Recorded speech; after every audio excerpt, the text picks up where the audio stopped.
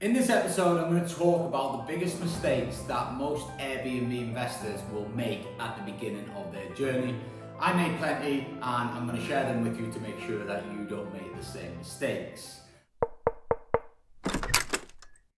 The first mistake that I see often is trusting deal sources' figures.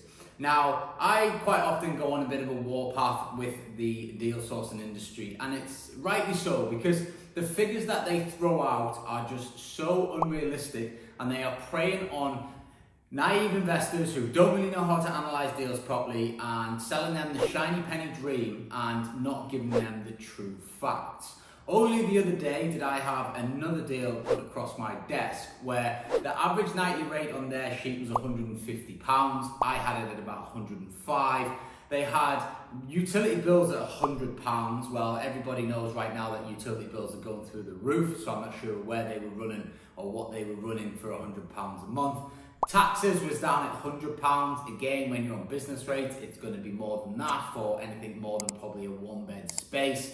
And there were other figures in there as well which just were not factored in. They didn't factor in any cleaning. It was an absolute shambles, and they're wanting £3,000-4,000 for these deals, which is just ludicrous. So for me, you've got to understand your numbers, and when you understand your numbers, that's when you'll start to make some good decisions that will turn out to be profitable. As always, this episode is sponsored by iPrac, the global certification for short-term rentals. If you're doing rental arbitrage or rent-to-rent as it's known in the UK, then you want to be making sure that you're minimizing the initial outlay.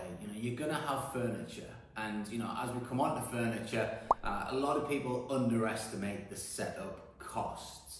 Yes, you can go on Facebook Marketplace, and yes, you can find and probably kit out a two-bed for somewhere in the region of £1,500 quite well. However, you have to understand the time invested in that, the delays of getting that property open, because typically you're going to have to do it. You're going to have to do all the running around and pick all the individual items up, and those knock-on delays will be needed to be factored into your figures, because that will probably mean you're going to pay a rent and not get set up for another 4 weeks.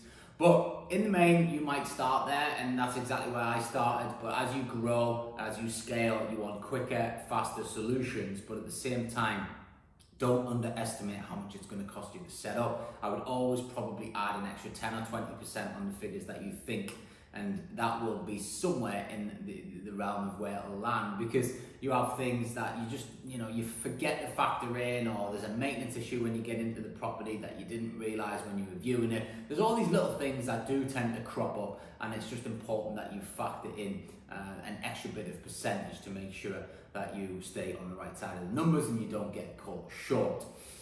Thirdly, and again, I've made this mistake, you are so keen to get deals on that you overestimate the occupancy levels and you overestimate the nightly rates. The best way to try and figure these out, AirBNB's Rentalizer is a great tool.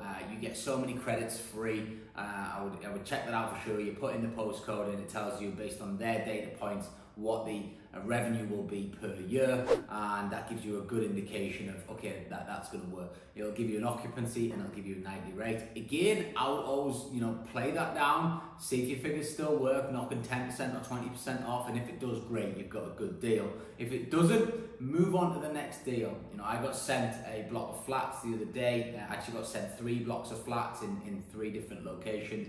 I was buzzing. I was, thinking about, the 35, 40 units extra that we're going to add into the portfolio.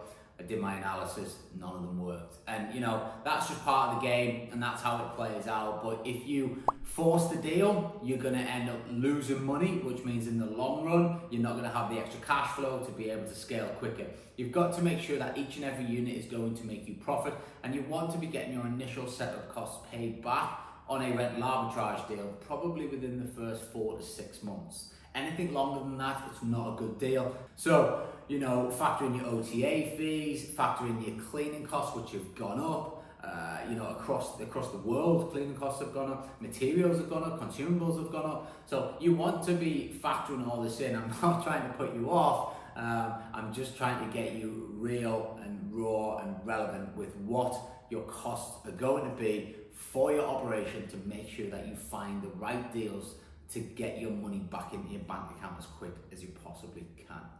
As always, please hit the like, subscribe button, comment below if you've got any questions, and if you are listening on the podcast, please leave me a review. And if you haven't already, join us at room22propertyclub.com. There's plenty of amazing ambassadors and amazing community members over there bouncing ideas off one another, and it's free for the first 14 days, so what have you got to lose?